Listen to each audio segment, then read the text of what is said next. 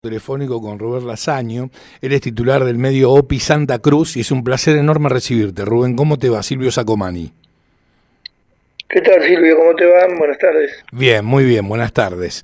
Rubén, a ver, vos conocés y mucho a la familia Kirchner, muchísimo, y a mí me gustaría, sobremanera, que le destaques a nuestros oyentes cuál fue el rol que jugaron los Kirchner en plena dictadura militar con respecto a los derechos humanos, con respecto a las abuelas y madres de Plaza de Mayo. Bueno, el rol en realidad fue pasivo.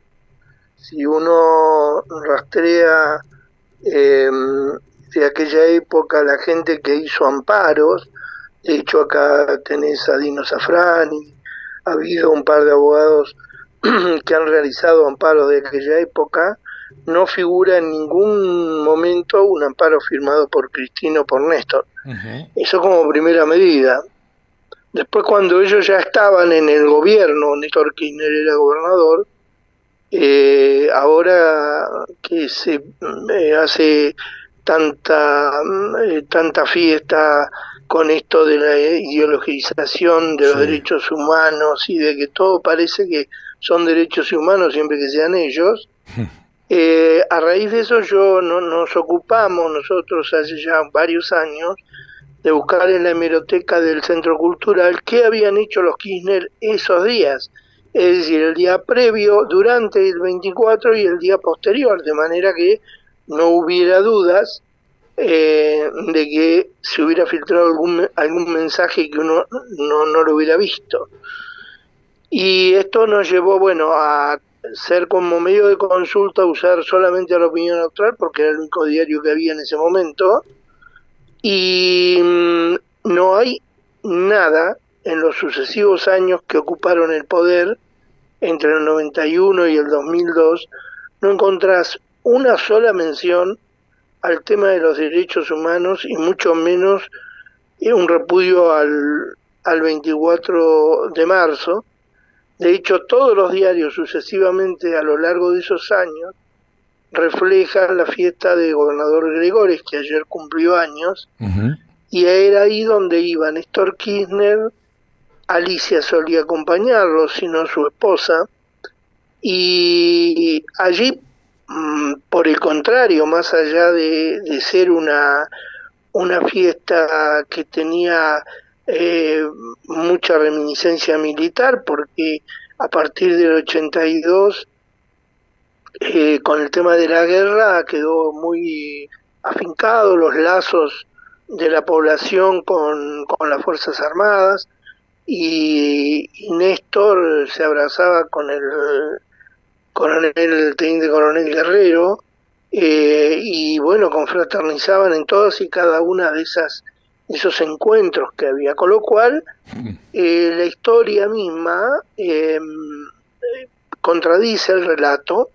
Yo estaba hablando con Alfredo Leuco, que siempre nos sigue en estas épocas, porque sabe que nosotros publicamos esa nota, y él coincidía en que realmente a partir del 2003 fue el estallido, entre comillas, de los derechos humanos kirchneristas, y de allí se convalidó toda esta historia, este relato sesgado que llega hasta nuestros días, ¿no? Sesgado, bien digo, y mentiroso por parte del kirchnerismo. Sí, claro, porque como yo siempre digo, no yo lo digo, sino lo repito, decir una media verdad es decir una mentira. Exacto. Y acá se está ocultando una parte muy importante de la historia que humildemente nosotros tratamos de reflotarla, porque acá vos sabés que los medios no abren la boca en contra de la familia Kirchner. Y pierden la pauta, si no. Sí, claro, pero eso ya lo sabemos, nosotros nunca renegamos de eso, cada uno hace lo que le conviene y lo que siente, pero un poco la idea de estar acá ha sido siempre contar eso, ¿no es cierto?, lo que otros no cuentan, y bueno, ponerle este brochecito de realidad a un relato que ya está caído por sí mismo, pero que todavía hay algunos sectores que tratan de reflotarlo. Ujú, ujú. Ahora, ¿sabes qué? También me interesaría sobremanera que nos comentes, ¿en qué época Néstor Kirchner y Cristina Fernández de Kirchner amasaron su primera fortuna? ¿No fue durante la dictadura militar?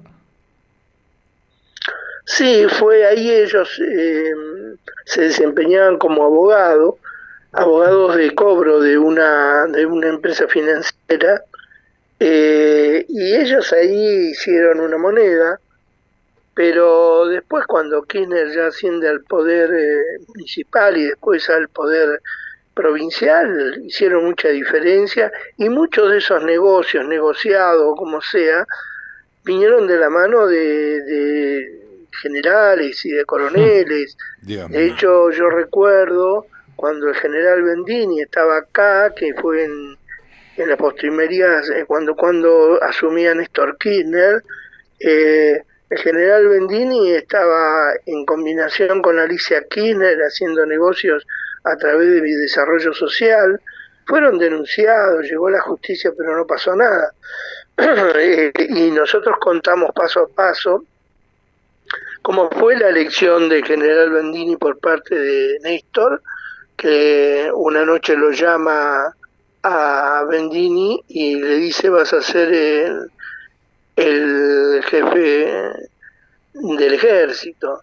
Y él estaba acá en la unidad mecanizada, denunciado incluso por propios efectivos, suboficiales y oficiales de bajo rango, denunciado por corrupción. Él cuando se va de acá se va con una causa por delito de administración fraudulenta y pasan 2 o 3 años, en plena época de kirchnerismo obviamente, y hacen falso juicio acá en la justicia federal, que yo escribí eso, inclusive está en nuestro archivo, y bueno, por supuesto que lo encuentran inocente, ¿no? Y lógico. Sí.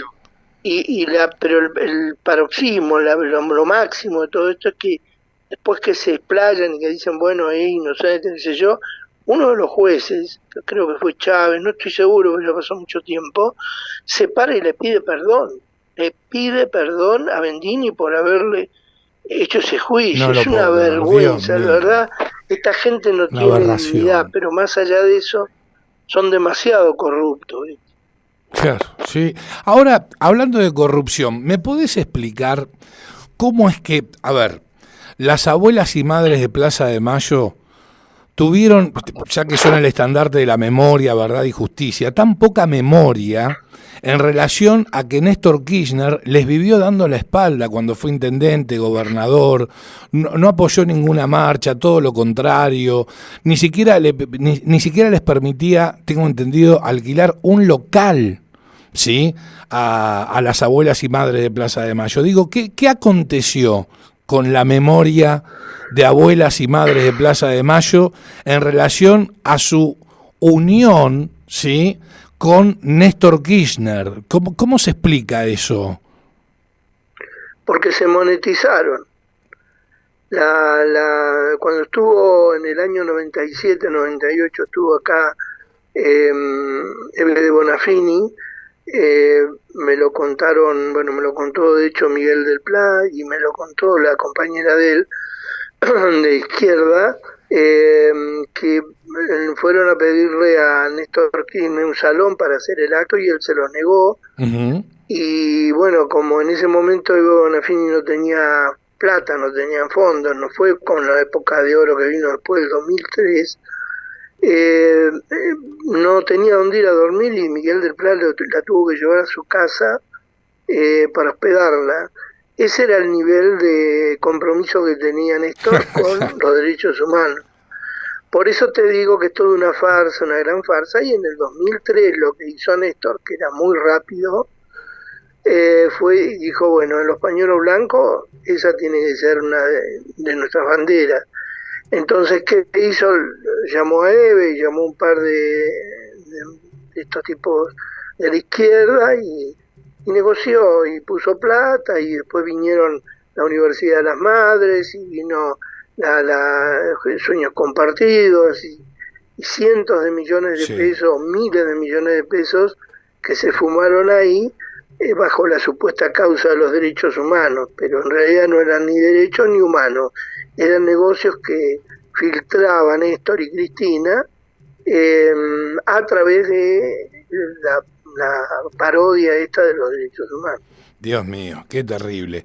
Ahora, además de, bueno, cómo transaron las abuelas y madres de Plaza de Mayo, de una manera increíble, porque además tenemos que los estandartes de los derechos humanos, o algunos de los estandartes de los derechos humanos del kirchnerismo fueron, entre otros, por ejemplo, Berbisky, ¿no es cierto?, que Berbisky, en este momento lo estoy buscando, aguardame un segundito para ser preciso en la información, porque lo tengo agendado aquí y quiero destacarlo, ¿sí?, porque me parece muy, muy importante que la ciudadanía conozca, ¿sí?, precisamente para hacer hincapié en la memoria, cuáles eran las funciones que desempeñaban durante la dictadura militar algunos de los que fueron o que hicieron punta en torno a los derechos humanos durante el gobierno de Néstor Kirchner, ¿no es cierto?, y Cristina Fernández de Kirchner. Horacio Berbisky fue empleado de la Fuerza Aérea y doble agente de inteligencia. Eugenio Zaffaroni fue juez durante 3 gobiernos militares, que no aceptó un solo habeas corpus por los desaparecidos y que redactó además un manual militar donde se condenaba a los homosexuales.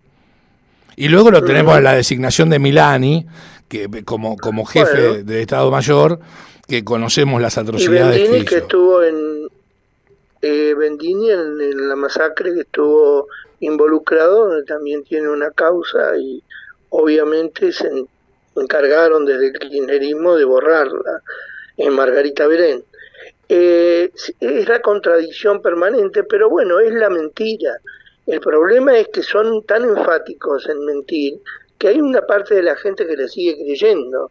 Ahora, claro, con este cambio de paradigma, que no digo que sea bueno ni malo, lo que estoy diciendo, les cambiaron la ficha.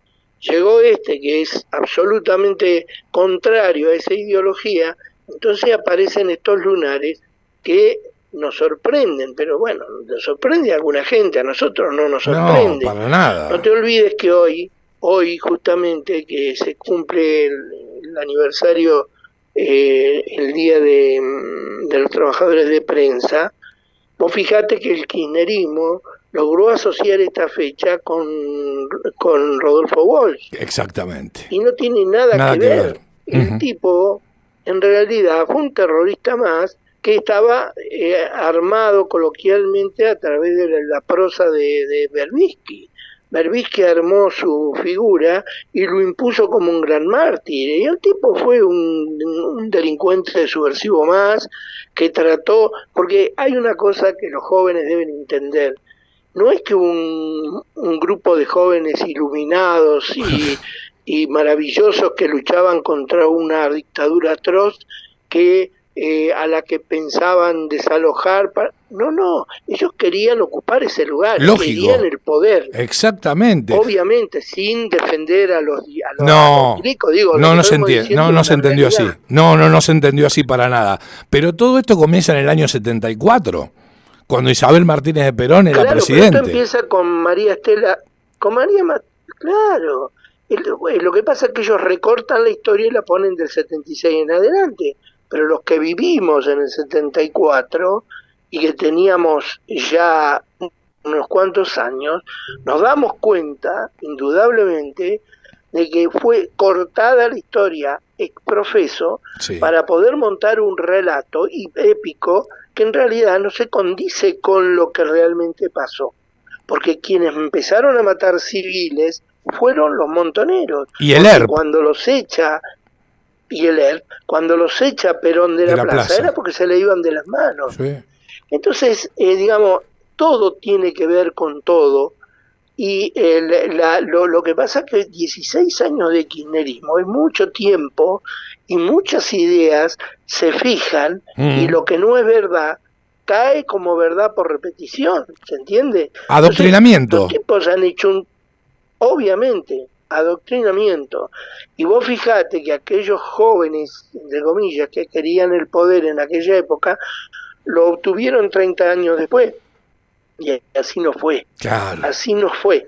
Entonces, no hay que ser inocente, hay que ser muy crítico ante esta postura, porque en realidad esto sí que no es nada como parece, sino que es algo absolutamente distinto, diametralmente distinto en algunos aspectos, que nos lleva a pensar que la gran mentira montada, no quiero comparar a Hitler con Néstor Kirchner, pero el principio de la mentira populista es el mismo que decía Goebbels. Es decir, miente y algo quedará, es exactamente lo mismo que hizo el kirchnerismo, y si no que me lo demuestren, ¿viste?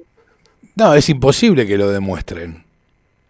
Todas las pruebas son contrarias a... Hoy, claro. Hoy que se están destapando algunas ollas, no todas, lamentablemente, porque yo voté a Milei para hacer un cambio y hoy me doy cuenta de cosas que están muy oscuras. Por pero ejemplo, digo, hoy te das cuenta, ¿cómo? Por ejemplo... Y varias. Nosotros acá tenemos el negocio de la usina 240, el negocio de ICRT, el negocio de Represa, el negocio de YPF, son negociados todos, pero además yo escribí hoy una nota que le hice a Graciela Ocaña sobre el tema de los sueldos de Cristina, y ya llevamos 3 meses y medio o 4 y el presidente no ha hecho una sola salvedad sobre la percepción ilegal que tiene Cristina sobre la jubilación y la pensión. La jubilación de la pensión especialmente, porque ella cobraba la jubilación, le corresponde, pero la pensión no por un decreto presidencial del año 2019, que cuando entraron ellos en el 2020, Zanini con Raberta hicieron una resolución, la modificaron, lo hicieron compatible y empezaron a pagar. Entonces, Ocaña hizo esa denuncia en el 2021, en el 2022, y ahora le dijo al gobierno de Milei, le pidió que denuncie a Raberta, que denuncie a Zanini, que retrotraiga y no hicieron, ni siquiera le contestaron. Entonces, también eso hay que ver, ¿me entendés? Porque lo del hijo no es casualidad, no es casualidad lo del hijo, y hay un montón de lunares que están plasmados en este gobierno, que en vez de luchar contra la casta, creo que la ampara en gran parte, como por supuesto teniendo ya la presencia de Scioli al lado increíble, de la diestra del señor. ¿Y cómo se entiende eso? Y yo creo que son acuerdos que se hacen, Milei ha encontrado que ese mensaje voraz, así muy rápido, muy ejecutivo, le dio buenos réditos, la gente votó con bronca en contra de los otros y lo favoreció a él, pero el tipo llega sin poder. El poder vos lo tenés en la Cámara, lo tenés en el Congreso, si no, en los gobernadores, sí, por supuesto. Ya no tiene nada de eso, pero su elocuencia no lo deja negociar pacíficamente, porque claro, él los putea por un lado y por el otro lado después le pide la firma, y esto conlleva que para mí haya subterráneamente algunos acuerdos que, como estos de Cristina, le aseguran impunidad a ella. Ahora, ¿sabes qué te quiero consultar, Rubén? Con respecto al video que difundió en el día de ayer, un spot de 12 minutos aproximadamente, el gobierno de Javier Milei con respecto al Día por la Memoria, la Verdad y la Justicia. Completa, ¿no es cierto? Y suma la palabra completa. ¿Cómo lo viste? Sí, yo no sé. Lo que pasa es que también, al tomarlo Milei, que es gobierno, es la autoridad máxima, como una manera de responder, lo politiza todo mucho más de lo que estaba politizado. Yo creo que está buena la idea de contar la otra parte, otra, y creo que habría otra forma de contarlo, no con un video que hablan dos personas que son respetables, yo no digo, no tengo nada en contra de esas dos personas que hablan, pero para demistificar esto, te debería ser mucho más profundo el análisis y el cuento.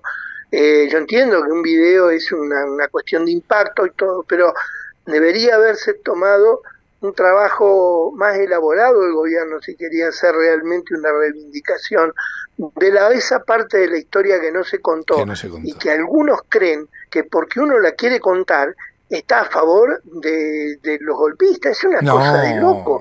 Esto es lo que machacó el kirchnerismo durante tantos años, y evidentemente lo han hecho bien porque les ha dado resultados.